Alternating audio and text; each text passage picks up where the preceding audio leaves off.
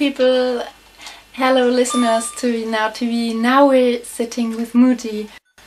Hello Mooji, I welcome you from my heart. This is very nice, thank you. That's a lovely welcome. Very good. Thank you for this chance. Yes. We have some questions for you, for especially what's the difference between a person who has a deep enlightening, even if we know enlightening that's not a issue really, it's something in the mind, but a person who had some glimpses and a person who has deepened the enlightenment, what's the difference, or what can the person with the glimpses do that she becomes merely More, like that? yes. Yeah. Okay. Very many people, they have that experience which you call it over here. Many people speak of it as an enlightenment experience or something. Maybe you hear this term. Yeah. And I think this is what you're speaking. You're asking. What is the difference with someone who has had an experience but is not yet completely established in that experience compared to someone who is established in that experience? Yes. Is that the question? Yes. No, okay. Thank Exactly. you. Achha.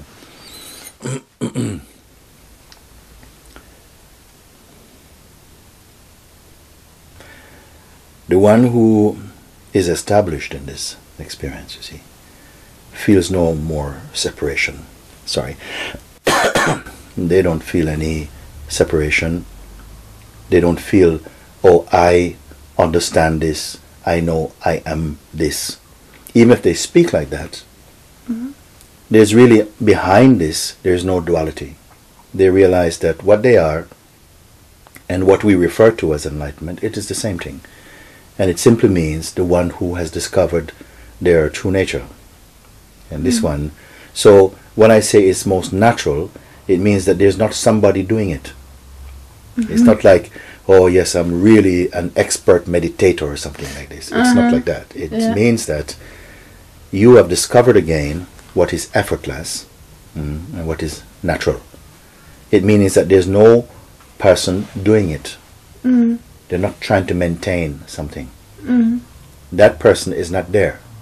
And that person was only an idea.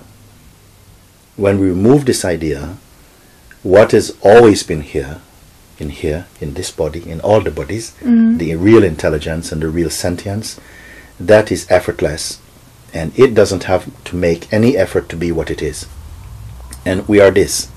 This is what we really are.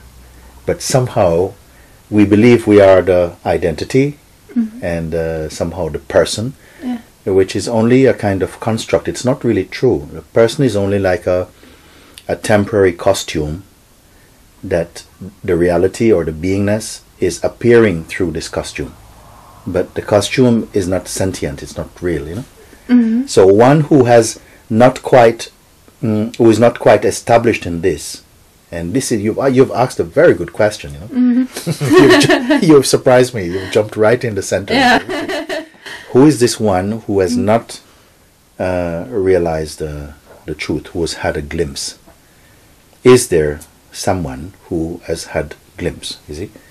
Now, of course, if you speak like this, most people, they accept, of course, this person had a glimpse of the reality, and it feels, wow, I would like to speak with this person.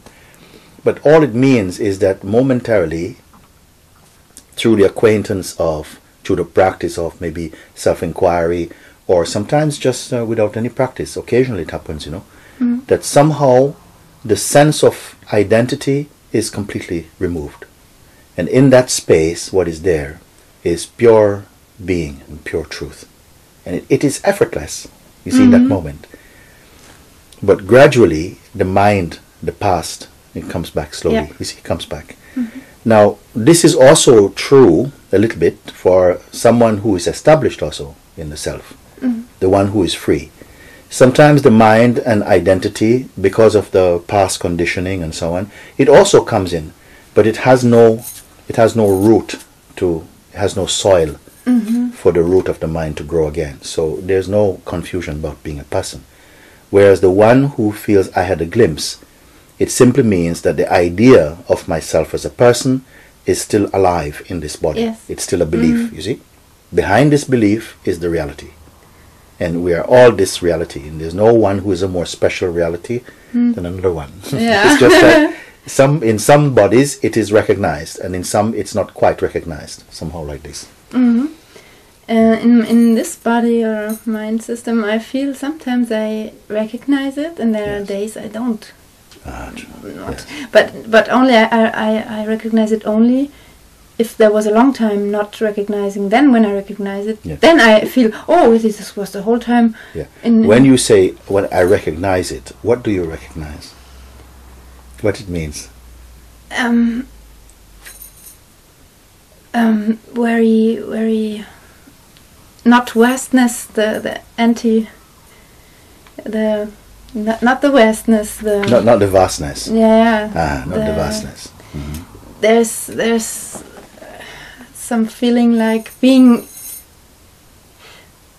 stuck in something. Oh, you're speaking about when you're identified. Yes. Okay. And when you're not identified, what happened? Then it's like in a playground. So, this is here and there's that, and there's no more. There's a distance from that to me. To me. Yeah, there's a distance from the me, from the feeling of the person. There's a more distance from. Yes, this. Sometimes I wonder that.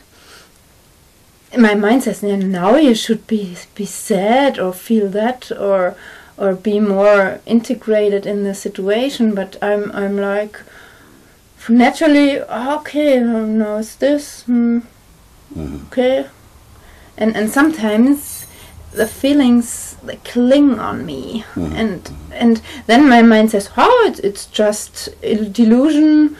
And you are not that, but it's not real at this moment. It clings, and it's. But I want to say something just about this, then we can move on. This feeling that the mind is clinging onto me. This me feeling is also from the past and also from the mind, because actually your being is more just like space. Nothing can cling onto the space. It's like a pure intelligence, but it has no form. And if it has no form, nothing can cling onto it. You see, there's a feeling that something is clinging onto me, because there's still a subtle identity. Even this subtle identity can have beautiful experiences also, of freedom and joy and space. But still there's a subtle identity is there. It's fine, it's there. Even this one, I would say, don't identify even with this feeling. It's just another feeling. It's just another feeling. But because it feels so intimate, the identity as a person, even in its subtlest expression, it's still something intimate. But I would still say, what is intimate means there's distance. It's intimate to what? You see? So even that which I refer to as our true self, it is formless. And our formful self, our dynamic expression, how we appear as human beings, this is our temporary expression. It is also an aspect of ourself, but it is the lesser, it's not the greater. Because this is always changing. Yes. Even the thoughts are always changing. Everything is changing. But there is something is not changing. Yes. And that the witnessing of what is changing occurs in that which is unchanging. And so all the real striving for truth, the Buddha state in you, is a place without striving and without change. But the mind is thinking, but I don't know if I want a state which is not changing. But it's not like that. It is ever perfect, you see. So as long as we keep listening to the mind, we will have doubts or some resistance or some confusion will come. Yes. It is too real sometimes. Yes. It seems. And I know the why questions, they lead to another why and to another why. They are going around in circles. Yes. But sometimes they soothe somehow the situation. In this satsang scene, some people might seem to me like they put everything under the carpet, like saying, oh, it's just this energy, it's just this energy. I think there must be a path to distinguish what is now really to do, or what is just an energy to do under the carpet. Yes, you're right, because there has to be a discernment that, you know, this thing is alive for me. It has some credibility because I feel it deeply, and it's not enough to pretend it doesn't exist. Yeah. You see? Yeah. And this is a difference that I don't encourage anybody to put things under the carpet, because it will come up later. Yes. You see? You can bring it out and say, okay, this is feeling alive for me, and we can look together at what this thing is, rather than deny. Yeah. Because that is not reliable experience. To deny, it won't bring you to truth, actually. Because something in our psyche feels that we are not dealing with something. Yes. You see? And then you start pretending. Yes. Yeah. And but even that wants to take place in this person, so it's right also. Yes, very subtle questions you're speaking, very subtle things you're speaking now, you see? You can say it is right for as long as you have a strong feeling of identity, then what you are identifying with will have a relationship with the thoughts you are creating. You see? So it's not that it is the real. Because we feel something strongly, it is not sufficient evidence of its reality. But if you believe something very deeply, you believe it into existence, and then you will have to live with this and have a relationship with then this. It is, you see? Strong. It's yes, but what I'm saying is that it doesn't have a strength in itself. It is getting only its strength from you. from me. Yes, yes, because you believe in it, you identify, you think it is something very important. So this is what you are imbuing in what you are perceiving. And many times we don't realize that you are supplying energy and power to the thoughts that you think are important or not important. And this is, I think, a very significant observation, you know? Yes. And therefore, the mind always wants to have a recipe or a map where how he can handle or do. But my observations, my experience, is that first, the mind is not real. I want to speak a little bit. I don't want to just use cliches. You know, I'll explain why I say these things, because some people will think, "Oh, what are you talking about? The mind is not real." It appears sometimes that the mind wants to find a way to freedom, but it's only an appearance. It's only a play, because if it is brought to the real opportunity for freedom, then very often it finds another excuse to avoid or to delay this unity. You see, many times. Is that to say, are we saying that the mind is bad? No. An aspect of the mind that is functioning with identity creates a lot of trouble. But it is also a quality of mind and an aspect of mind that also aspires for truth, that also wants the truth. Yeah, you see? we the both again. Yes. There comes a time, I think this is why I would say, all the practices, all the belief systems, all the religions, in the true sense, can be a door, a way of evolving this consciousness, which is strongly at first identified with the body and conditioning, and evolve it somehow towards dropping all this baggage of concepts that it carries, you see? So that is the traditional way, and the natural way for most human beings is to be in the state of evolving, you see? What is the difference with this path, what we call Advaita, or the path, if you want to say path of non-duality, is that it's pointing you not to a direction, but back to who you are. And even if any direction is taken, you yourself will determine whether that direction is good or not. Where are you trying to get to? Sometimes I ask this question to people. where are you trying to get to? What are you trying to capture, you see? And it's surprising that many times they don't even know. Yes. You see? So this question, I think, is important. What are you searching? Some people say, I'm searching to find myself. And I said, okay, are you two selves? Like the one who is searching and the one you will find. You know, just to ask. I said, oh, I don't know, but maybe I'm searching for a higher expression of myself. You see? Then I ask, how much distance you think it's away from you?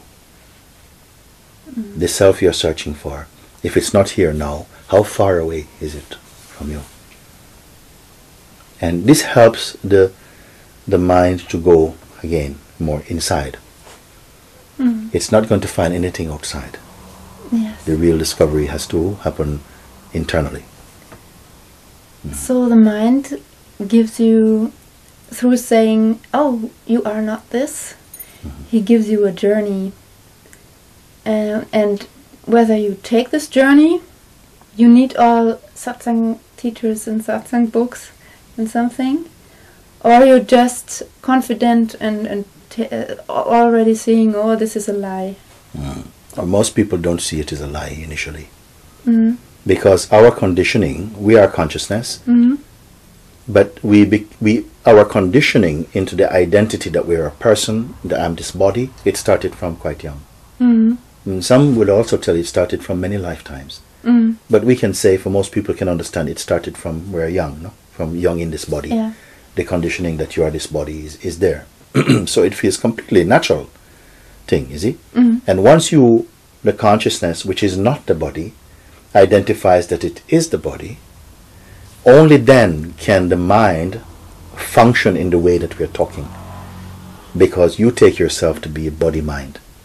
And so the mind has more power, more potency to correspond with the identity that you take yourself to be.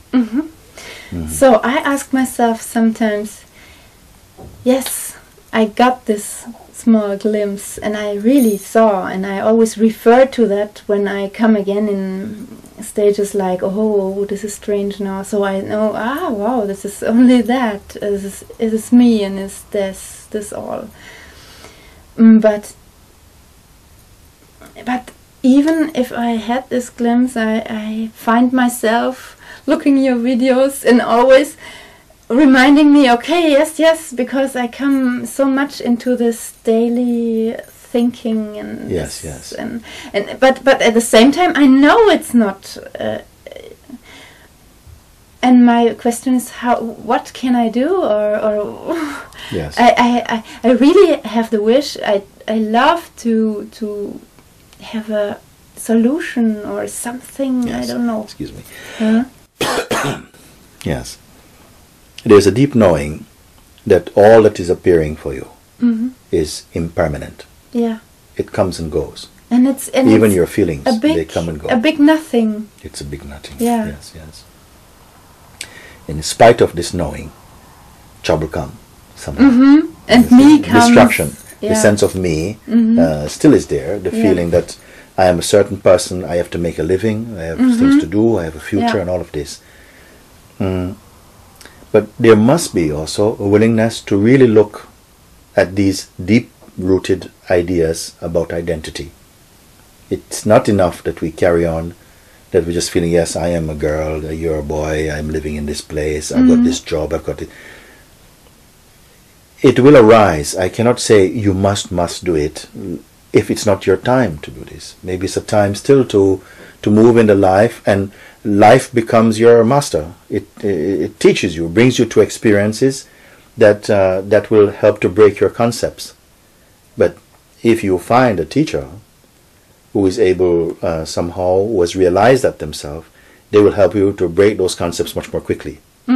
If you're moving on your own, sometimes you know you fall in love with the story, you kind of project and so on. Yes. You see, and then you somehow you are nurturing an illusion and remaining in a state of delusion about life. You see, and then now sometimes life bites. There's a bite, you know, and when it bites, it doesn't feel very pleasant, but it helps you to go back more deeply into the place that you Yes. that your original place. I tell you, this glimpse was 7 years ago about, and after this, because I didn't know who to speak with about that, I just took it and I knew something, but I was not the spiritual person, so okay. But I lived on and on, had my few illusions and goals I wanted to make, and life hit me again and bite me and now since few months I'm so, in the end I'm so finished with that. I'm so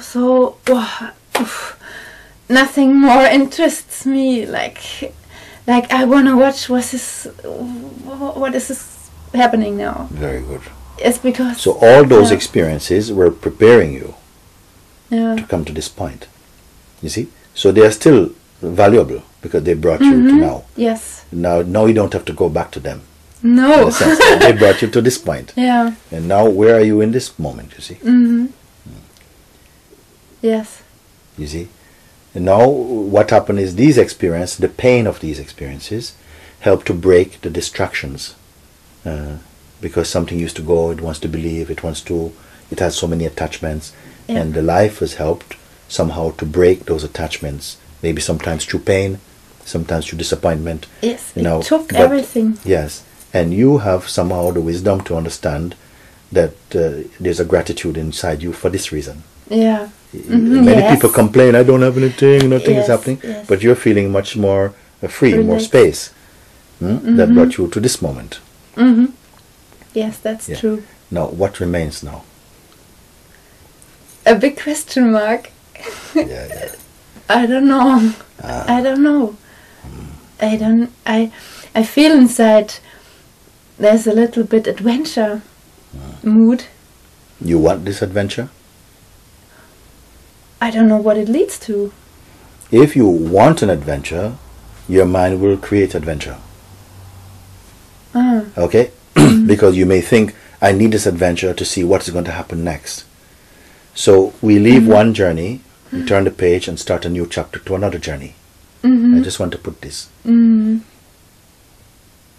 Sometimes I ask, what if there was no next? There was no next, like the next thought, next moment, next experience. Just for a moment, just allow. No? There's nothing is next. Then what is here? This moment. Is it a moment of time? Feel it. Don't touch future, don't touch past.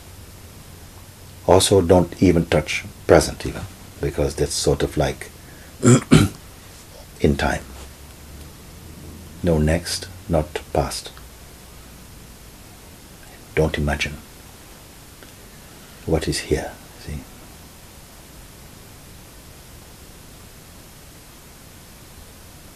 Don't give any picture to it.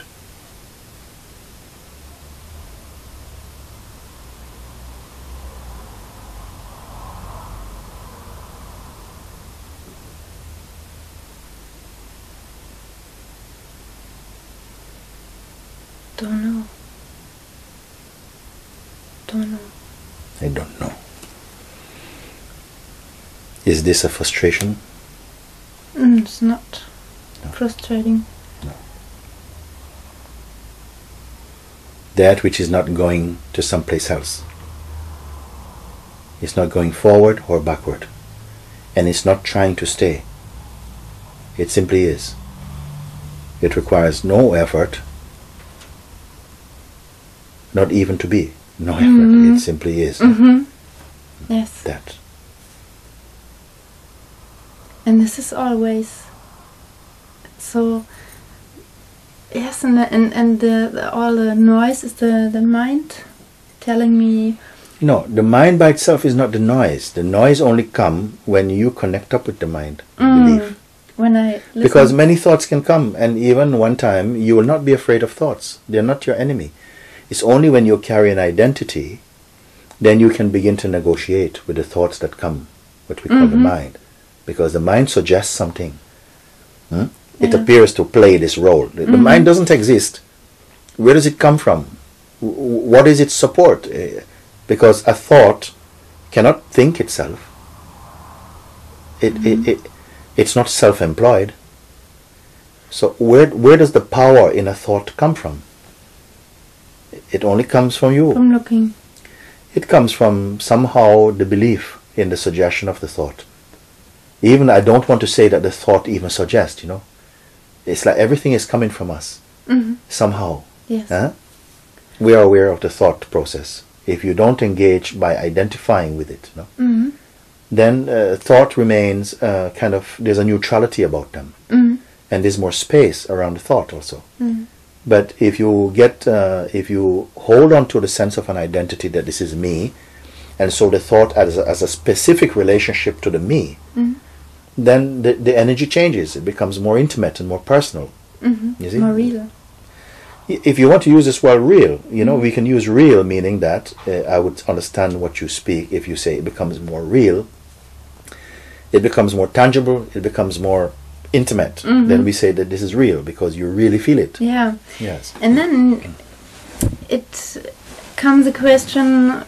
Yes, if somehow there's nobody, but there's anybody who wants to have this changed, who wants to not be so surrounded by so many thoughts and clings. And why is it not possible always to stay in that, or because sometimes you don't want to stay in that.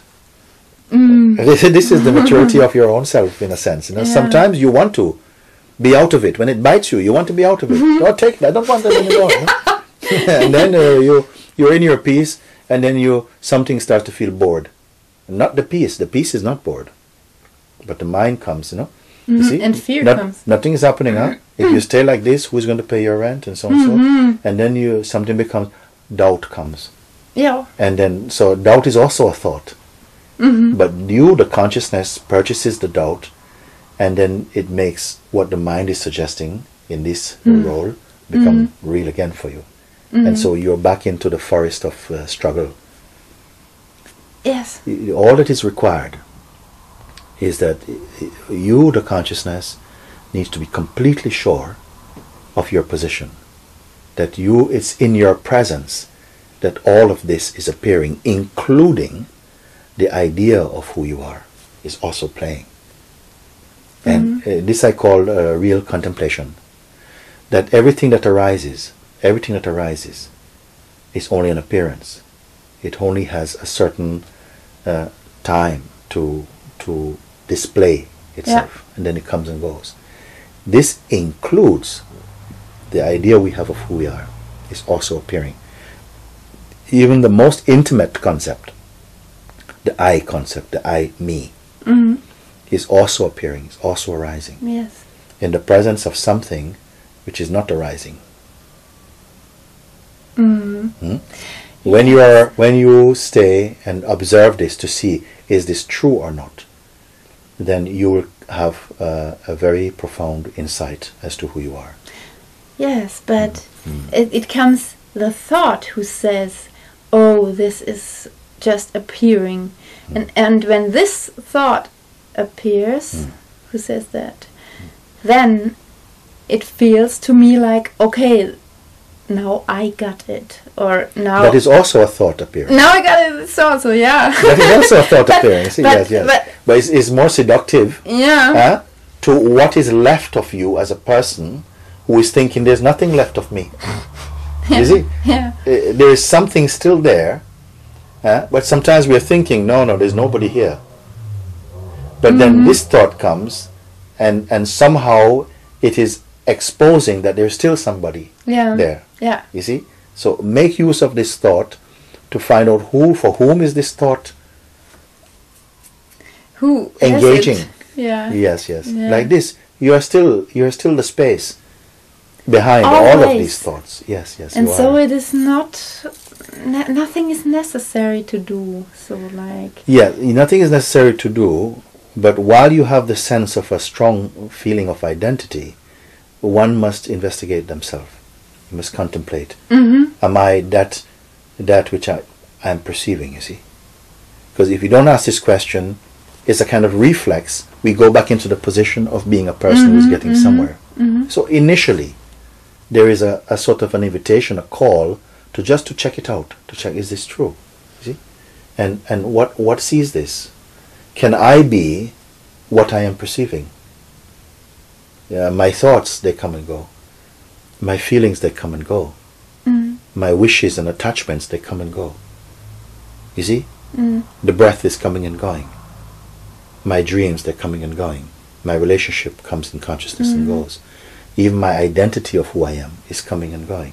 What is it that's witnessing all of this thing? This should be your question, and don't take an answer from your mind. Yeah. Because sometimes an answer comes and something goes, yes, now I got it. Yeah. And that is also mind.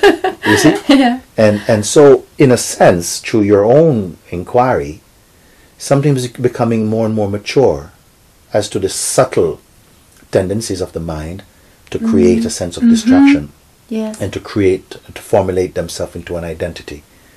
Whereas maybe some while ago, you, the consciousness, you would have purchased that thought, but because it showed itself later that it's not the truth, then gradually, as you kept on somehow in your training to stay back without connecting up with the thought, just staying back, you're coming to see that you're less distracted.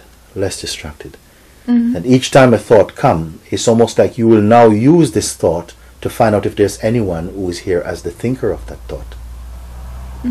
It's very subtle what I'm speaking. Yes, here, because the you who identifies that there's a thought who plays me is also somebody who and somebody who. And not necessarily. It doesn't go back to infinite. Okay. It doesn't. No, it's no. Not No, that's also a thought. What you are to see is that whatever arises. There is the perception of it. There's a seeing of that. Then it says yes, but behind this seer is another seer, and then behind this seer is no. This is the mind's way. This is frustrating in a sense. Yeah, the looking. Because he's working and understanding. And isn't it amazing that he's working, but he doesn't exist? You look and see if you can find Mr. Mind or Miss Mind. You can find it's apart from thought. Because, there is something called brain that can be identified. But there's nothing called mind that can be identified. Mind is only thought.